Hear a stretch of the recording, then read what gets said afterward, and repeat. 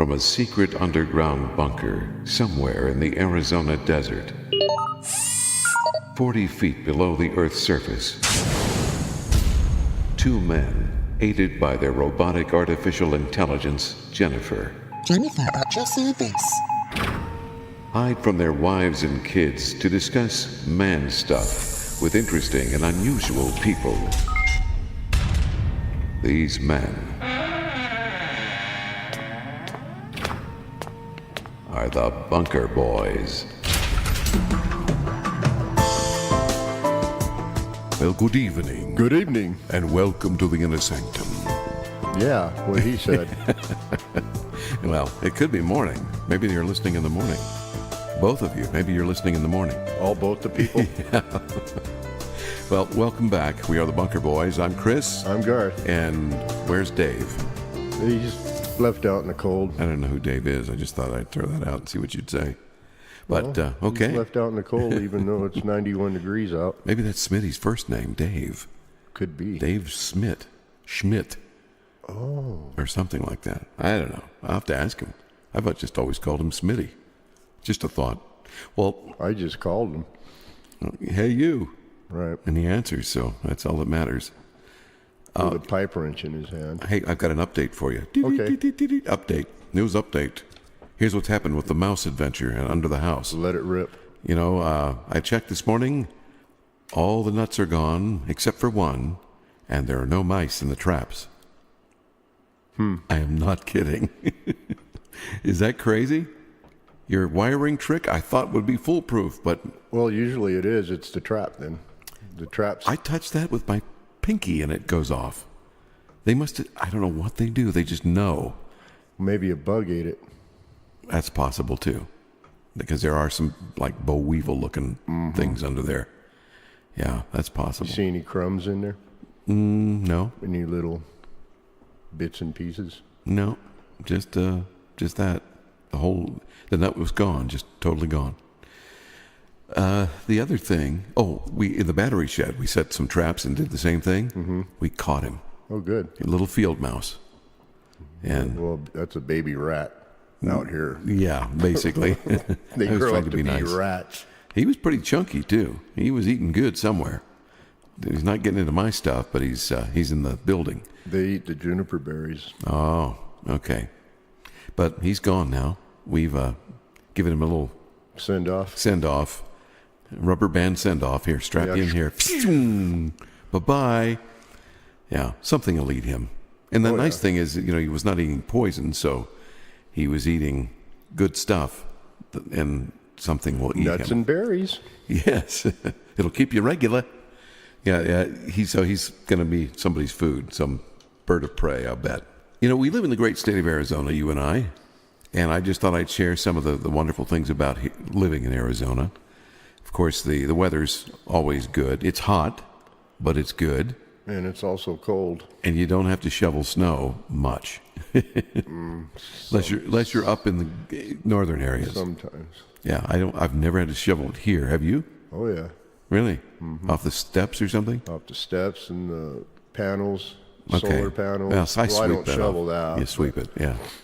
Yeah, that's always important because that's your power pack. See, yours are lower down to the ground than mine. Yes, they are. Mine's up on a 16-foot pole because we live on the side of the hill, so we had to get it higher to reach the sun. So the sun would hit it. And there wouldn't be shadows. Right. Because you got buildings and you got trees. So I got to crawl up on a 12-foot ladder with how long is my handle on my broom? I have one of those big push brooms. Right. Real stiff bristles. Mm-hmm. And I think the handle on that's like 9 feet long. I added a pipe on the end of the wooden handle. Yep.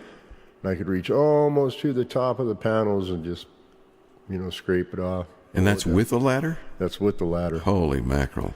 Yeah, so I'll be having my big 6-0 birthday here soon, and it's getting kind of scary crawling up there. Yeah, Jennifer, would you do that? Absolutely not. I don't blame you. Yeah, I believe her. You know what? I'm going to turn you up, girlfriend, because you are not loud enough. Let me crank you up on the little crank-o-meter. There she goes. That's a pretty cool little crankometer. Yeah, got. you like that? It's silent. You just twist, twist, twist, Yeah, and there dude. she goes. Wow. It's like putting up one of those umbrellas. Yeah. Umbrella.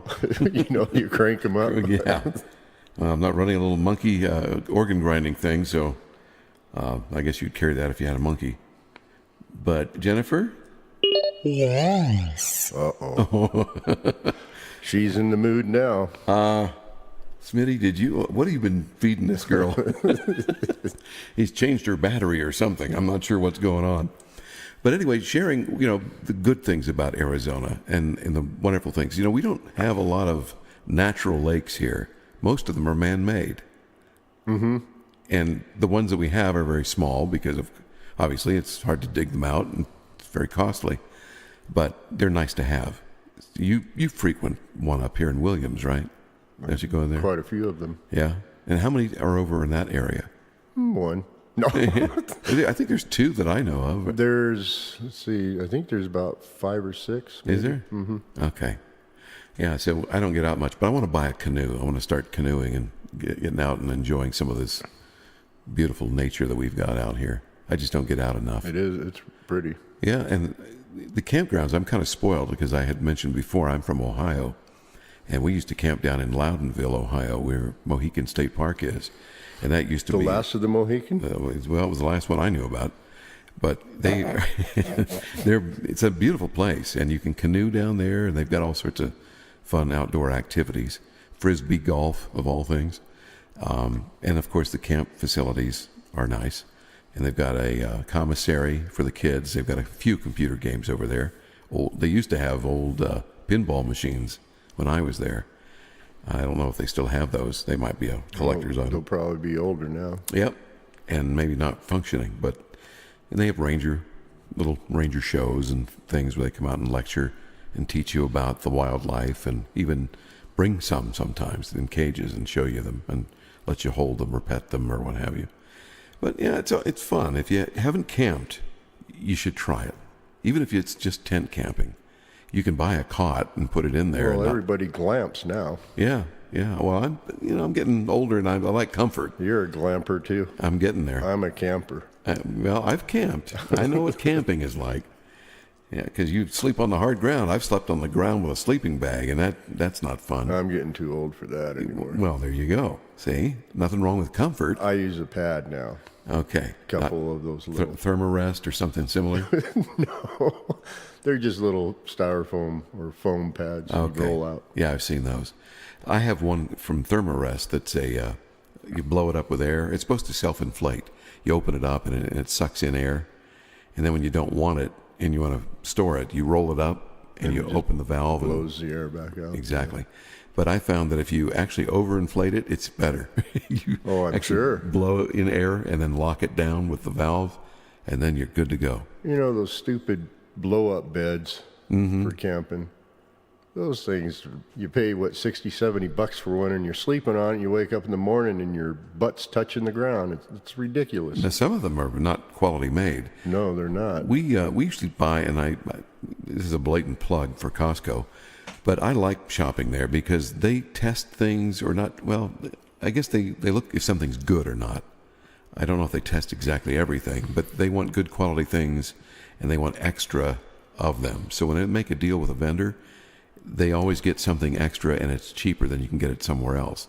So you get double the value, basically. You're getting something extra plus a cheaper price than you can get elsewhere. So I always like to shop there because you get good stuff. And then the return policy, if it doesn't work or if it's not satisfactory, you can bring it back, and they'll take it back, no questions asked. But, people do take advantage of that. Oh, yeah. Let's just say I know a couple people that work at the store. I've gotten to know them over the years. And a couple of them have told me that people have returned such things as dirty underwear with racing stripes. Oh, wow.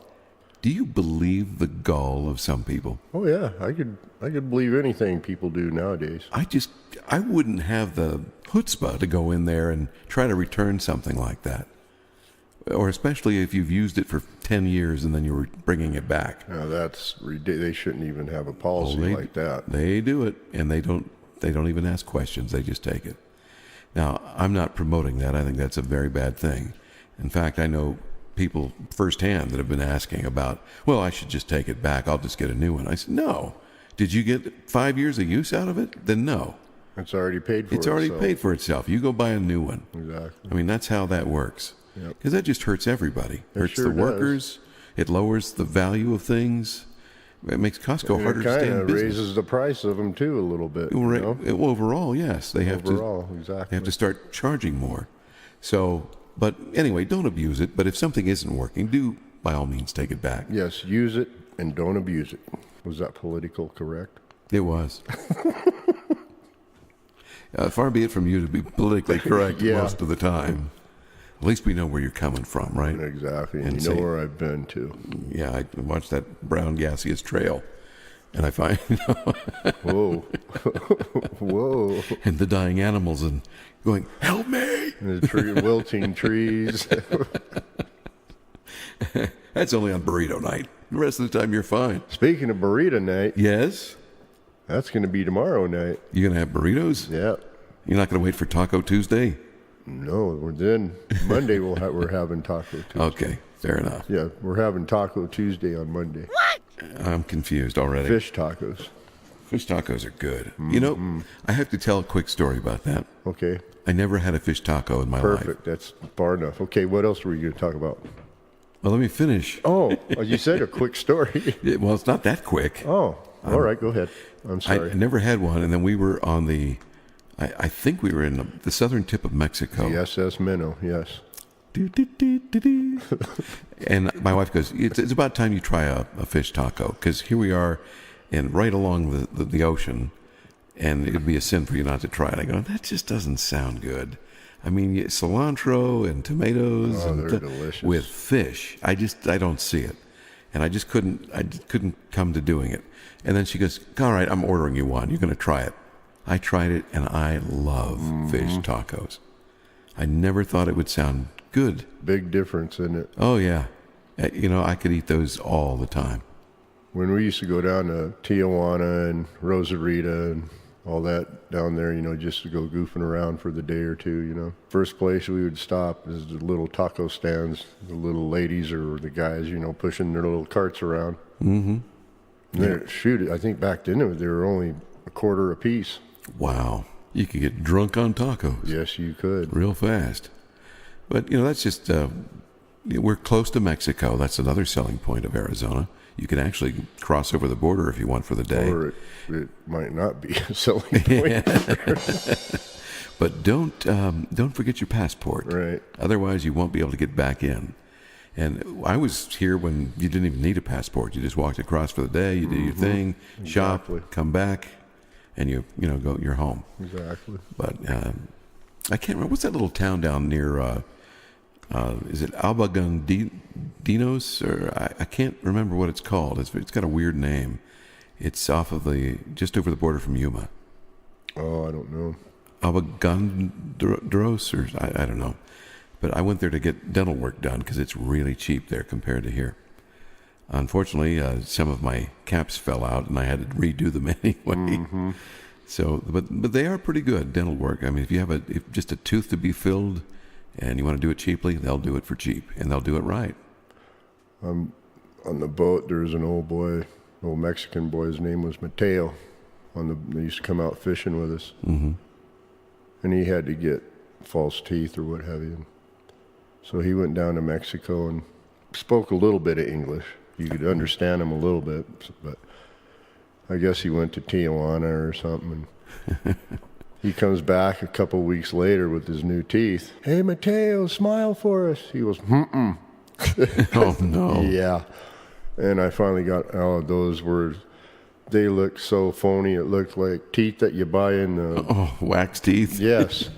Used to get with bubble gum and stuff. Mateo, he was upset. Oh, no kidding. Yep. That's sad. Well, that was 20 years ago. I mean, that's your calling card, your smile. Exactly. Yeah. People notice. Poor old guy. Yeah, that's sad. Yeah, but they do. There's some right across the border that are very good. And I'm sure there is. I know a lot of people have gotten false teeth there. I mean, just from Arizona. There's another gal I know. This was about 2 or 3 years ago.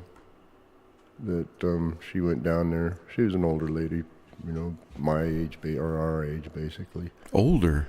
Yeah, we're older. But anyways, she went there, but you could tell they're fake. False, yeah. Right. Well, we do good dental work here in the States for sure. And it's, yeah. I'm going to yank that for you, but I'm afraid the rest are going to come out with it. One bad tooth don't spoil that whole bunch, girl. So many music references, so little time. Wasn't that Mikey Jackson? Yeah, he'd done that. The other things that you can do here that I find interesting is going to ghost towns. Have you ever done that? Ooh. Yes. No. But The only ghost town I've been to is Knott's Berry Farm. Well, I've been to a couple out here. a lot of folks think that ghost towns mean they're haunted. No, that's not what they mean. Right. They're basically towns that have been abandoned. They just left. Everybody picked up and left, and most of them. Yeah, because all the minerals ran out. Exactly. Most of them because of mines, and they just quit mining. They didn't have any more to mine. And a lot of gold mines here in Arizona. There's Oatman, where near the California border. That's a pretty neat place. Have you been there? I've not been there, but I have. We should go one of these days. Yeah. They have a lot of burrows there, don't they? Yes. They run through the street. You could buy carrots to feed the donkeys. Yeah. And those are leftover relatives of the donkeys of the old gold miners that turned their donkeys free. Set your donkey free. And the donkeys ran up into the hills and bred and ate and all sorts of stuff. Yeah, Oatman's pretty cool. It's founded in 1908. Guess what the population in Oatman is today? 2023. 135. 1,000? No, Oh, 135. oh wow. That's who lives in the city of Oatman. And they were established in 1870, and I guess the gold ran out. See how you are? Oh, then there's Ruby. And in Ruby, that town existed from 1870 to 1940. And it was notorious for having some murders committed there. And Where is that located? I'm not sure. Shoot, I had it written down here, and I can't read what I wrote. But I guess it was one of the first big murders where they actually went out and tried searching for the bad guy, and it led to a big manhunt. Oh, Ruby. Don't take your guns to town, Yeah. or take your love to town. You love to town, yeah. Okay, go ahead. I'm Sounds sorry. better with guns here in Arizona. Everything That does. just popped in my head. Yeah, thank you, Kenny. And I met Kenny Rogers. Yes. You my know, brother did too. I figured I was going to have a little conversation with him. My brother looks like him. Does he? Yeah. The white beard and everything else. Yeah, he also looks like Santa Claus. Mm-hmm. Kenny Claus. Go ahead. I'm sorry for interrupting. No, you're not. It's okay. I know I'm not. You're part of the show. It's all right. Thank you. It's allowed. Kenny, my big conversation with him was, Kenny, and then he got interrupted by somebody. And he's talking to them. He looks back at me, and we're getting our picture taken. My wife's on the other side of him, and I'm on his left side. And I look back to continue. So she was on his right side. Yes. Continuing the conversation, and I said, so Kenny, and he goes, what's on your hat? And I said, well, that says Cabela's. He goes, oh, okay. The camera snaps, and he goes, all right, see you guys later. Bye-bye. I went, okay. Well, There was my conversation. he was busy. Yeah, he was. There were a lot of people to get their By picture the way, taken. nice hat. Thank you. It You're says welcome. Cabela's. It says Cabela's right there. on it. One of my Is favorite that the same stores. hat you wore? I believe it is. I'll be darned. I believe this is the hat. It was in Kenny Rogers' presence. Want to touch it? Oh, no. Okay.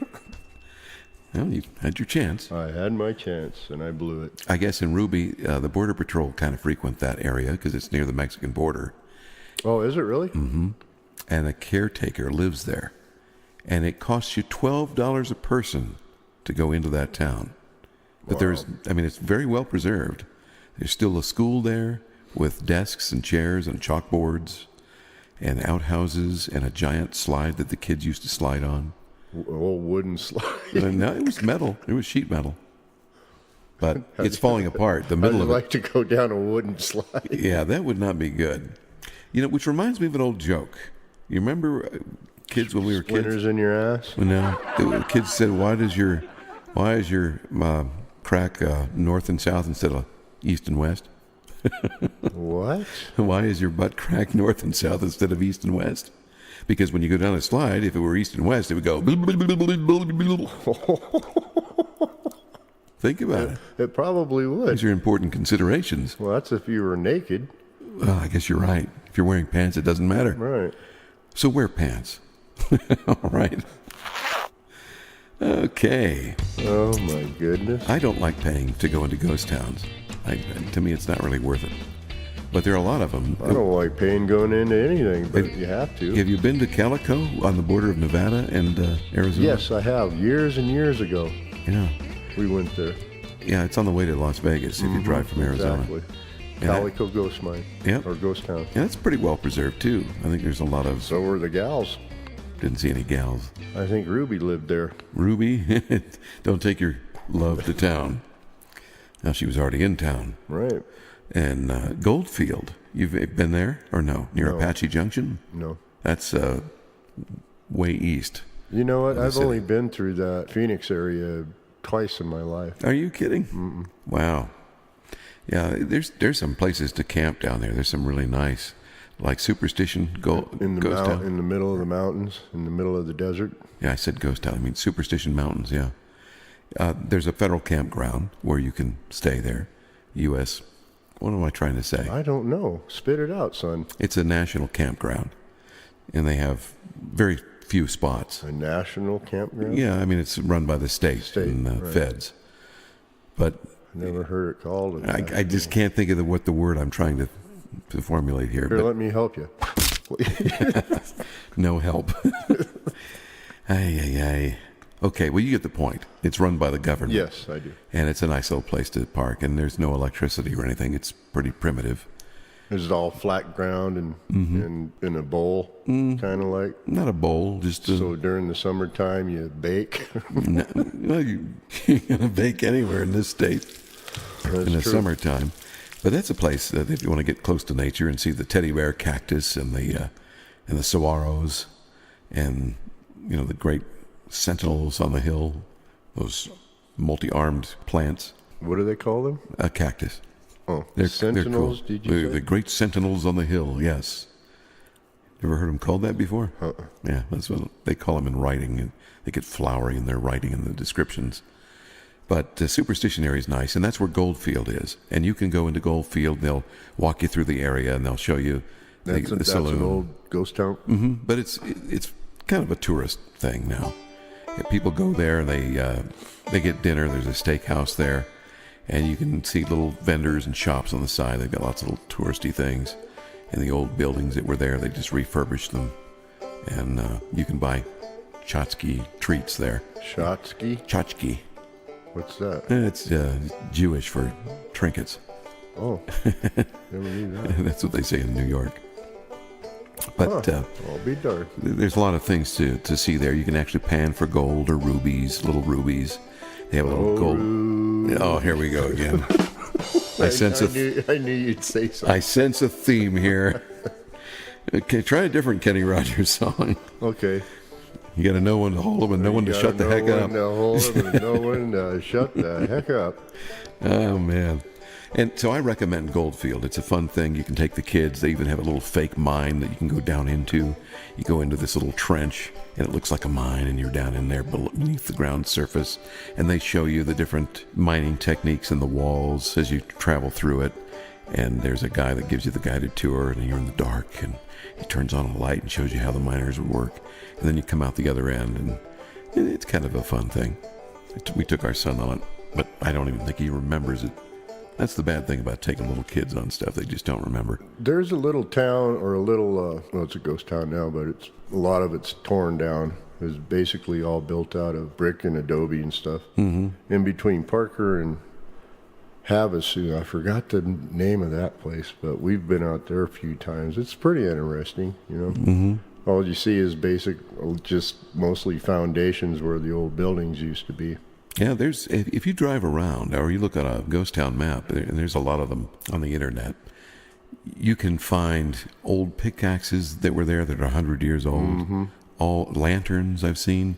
And typically, to respect the area, you don't take anything from the site. Right. Let other people come by and see it and enjoy it. But there's stuff there.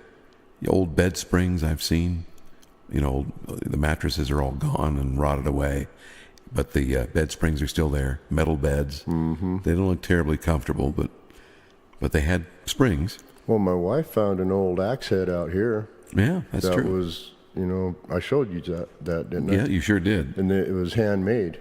Yeah. It was the metal folded over and pounded down. And yeah, so somebody had to be a blacksmith and know how to do that stuff. Exactly. So that's how old that was. Yeah, that's interesting stuff. History is interesting. And you get a lot of it when you go to the ghost towns. I think it'd be fun to camp at one, just kind of hang out and overnight. Be a little spooky, though. Well, speaking of that, here's a ghost story. Uh-oh. Mm-hmm. We were all out four-wheeling in Havasu. You had to go through this little town I was just talking about to get to where we were going, which is down by the no, it's not the Verde River, but it was by a river of some sort. I forgot the name of it, too. I'm getting too damn old to remember anything. But anyways, and it was guarded. It was federally guarded. It had, just a small fence basically around it. It was a real old cabin. Federally guarded? Well, I forgot. It's federal land. Oh. And they had a fence around it. And they had a fence around, but you could still go in there if you had the permission. I see. But we didn't have permission, because it was at the end of the day. And my friend goes, "Oh, I know a good place to camp." Okay, well, so he pulled in. I go, "Well, are we going to be okay in here?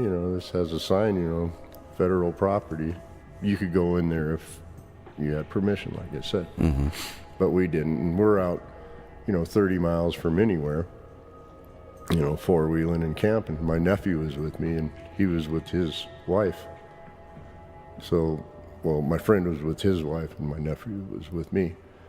So we built our little campfire and cooked dinner and everything, and drinking a few beers here and there.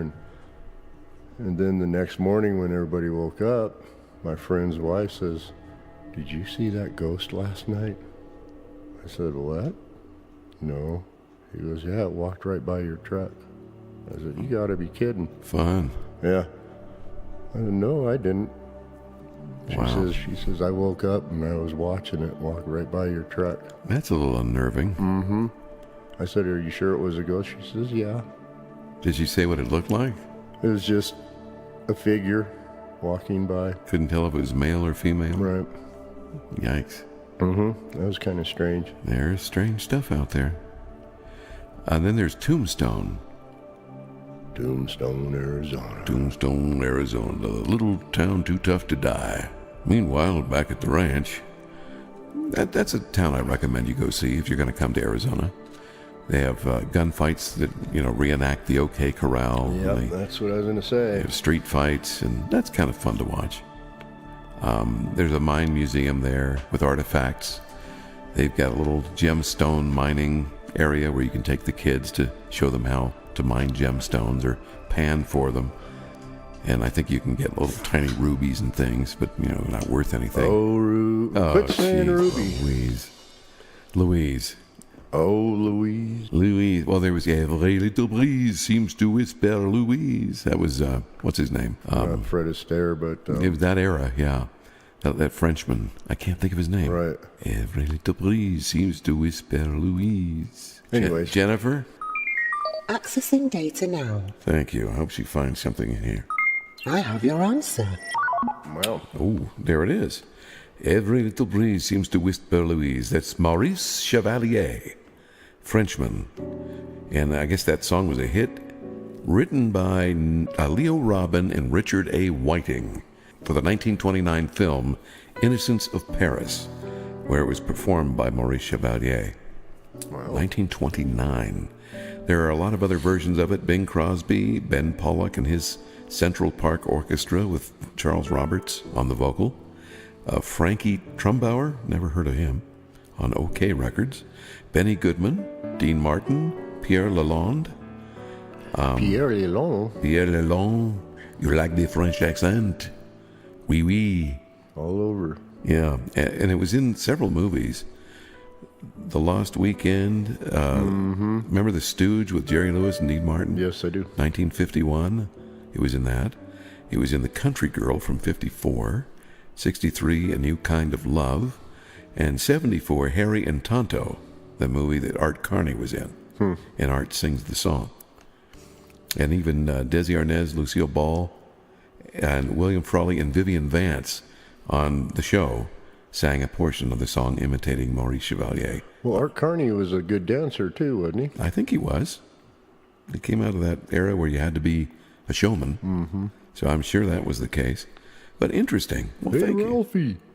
Ralphie boy. Ralphie. Hey, Ralphie boy. But anyways, any more ghost towns? Yeah, that was the last one I had on my list was for Tombstone, and I highly recommend that. Yeah, we were talking about what was there. In 1881, there was a fire in Tombstone that consumed a lot of the buildings, but they immediately rebuilt because the town was booming. Oh, yeah. And the Birdcage Saloon, I think, was not part of that rebuild. I think it was there from the original time. And it was a gambling parlor, a brothel, and has about 120 bullet holes there. Right, they still have the bullet holes in the floor and the ceilings and the walls. Yes. Have you seen it in person? No, I saw a show on it. Yeah. Like Arizona Highways had a Yes. show on it. You can go up, walk up, and look at the bullet holes. It's pretty wild. Mm-hmm. And with the other thing that struck me, the bar is straight when you walk in. It's like left to right across the whole width of the store. And as you walk in, there's a very narrow staircase off to the right. And I'm not even sure it's 3 feet wide. It might be 2 feet wide. Wow. It's very narrow. And you can't do it now, but they have it cordoned off. Mm-hmm. But people used to walk up there to the brothel where there are about 6 rooms up there. And I'm guessing maybe there's less. And there's a little walkway above the bar that spans the length of the bar. So it's right above the bar. You could have seen people walking back and forth. And there's little rooms off that little bridge. And that's where the guys would take care of business. Go brothel themselves. They would brothel themselves until they were brothelless, and then they were ready to leave. Mm-hmm. And the rooms aren't very big. I think they leave a door open up there where you can see into it. And they're just like 8 by 8 or something, or 8 by 6. Just big enough for a bed. That's about it. Yep. It's pretty wild. And you're thinking, man, these people must have been smaller than us. That's what I was going to say.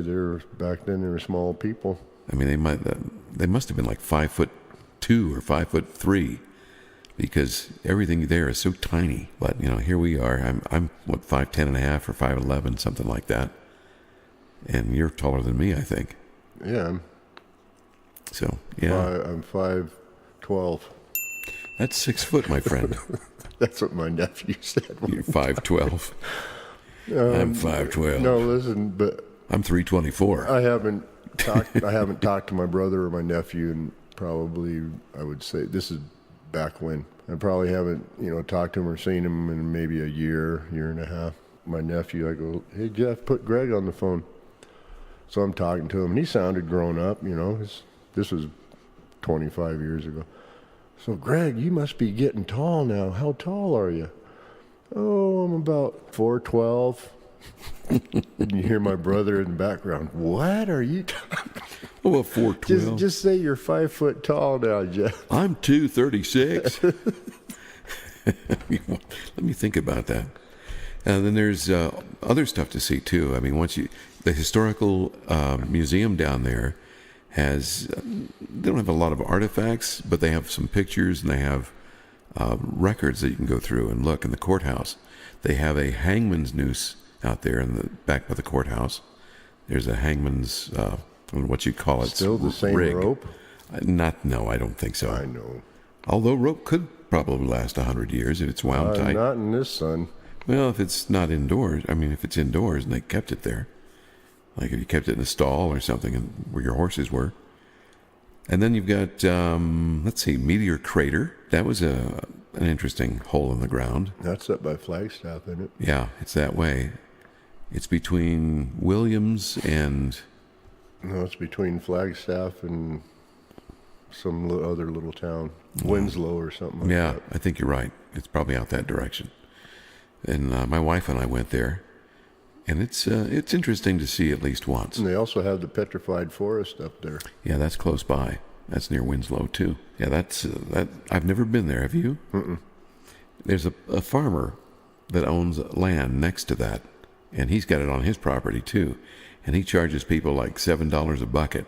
You can fill up as much stone as you want, but to pick up the stone from the national forest is illegal. Right. Yes. So don't do that. But go visit and see. It's really interesting to look at and see all those trees that are now rock. And then there's a cave down near Tucson. It's Kartchner Caverns, and it's now a state park. A couple of spelunkers, guys that like to frequent caves, found it.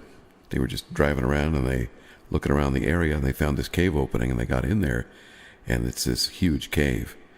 And you can go see it now. They've made it into a tourist attraction.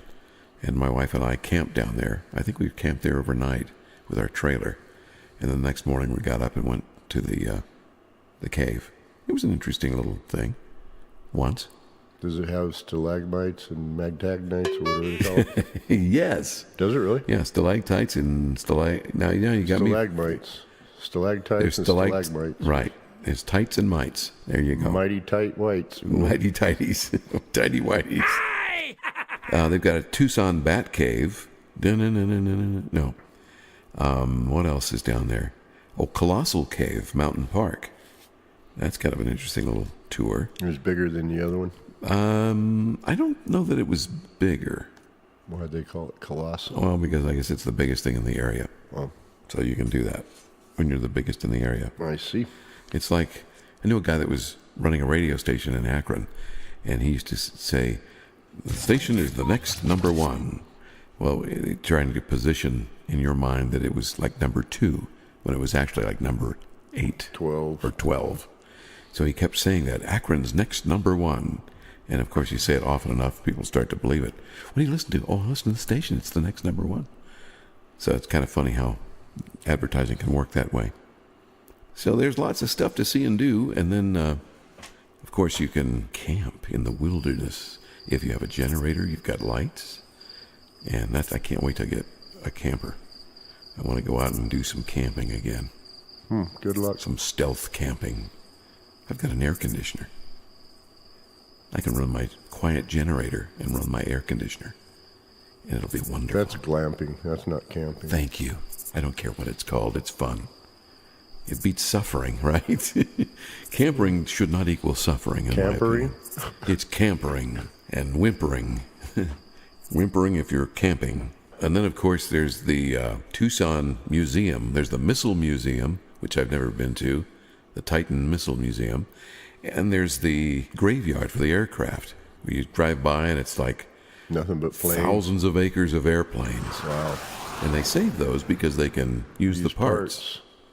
Yeah, and they look like they just were parked there yesterday. And that desert climate keeps them rust-free. Isn't that amazing? I'll be darned. Yeah. And people from all over the world buy airplane parts I bet from they that do. area. And they still have some of the paint jobs on them from when the World War II guys were flying them. And they'd paint scantily clad women on them or shark teeth or whatever they were to represent their crew. That's pretty neat. Yeah. There's a book a guy came out with, which I thought was really interesting, a great coffee table book, where he took pictures of all those aircraft. I thought, what a great way to memorialize those aircraft. So there you have it, a little travel overhead view of ghost towns and some things to do when you're in Arizona. And of course, there's a musical instrument museum in Scottsdale, and I hear that's wonderful, and it takes a couple of days to see it. I've never been there, but I want to go there one day. The musician that you are, and you've never been there. I know. And you live right there, too. Well, I don't live in Scottsdale. Well, it's about an hour drive from where I live. I have to circle around town. But they've got good stuff in Arizona. And, of course, lots of good food. Food. Yes, which means, are you getting hungry? I'm always hungry. I knew you were. Well, it's almost that time, I think. What time? Oh, that time. That time. Time to say au revoir, sayonara, Or guten Tag. Goodbye. That too. Or see you later. Alligator. See you next time. See you same bat time, same bat channel. That too. I've always wanted to be the guy that announced that.